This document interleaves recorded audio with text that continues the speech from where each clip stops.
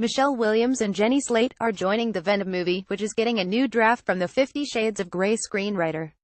We spit some hot takes on what it all means on today's Nerdist News Talks Back, along with the latest on Pacific Rim Uprising, and a roundup from Star Wars. Joining guest host Amy Vorpahl today was editor-in-chief Rachel Hine, associate editor Kyle Anderson, and Mothership producer Derek Johnson.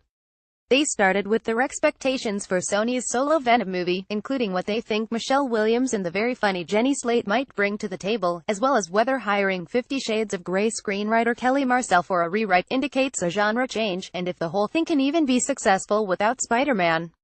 Can Sony really pull off their own Marvel Cinematic Universe (MCU) when they don't have the rights to most of the characters in the MCU? From there it was time to battle some kaiju and discuss the latest Jaeger bombs that were dropped about Pacific Rim Uprising.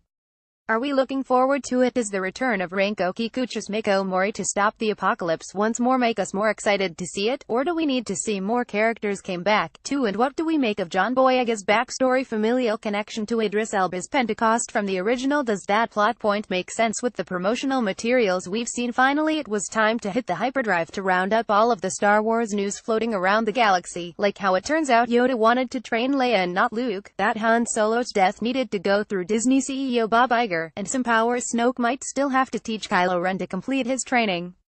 Just like it is every weekday, Nerdist News Talks Back was live at 1:00 p.m.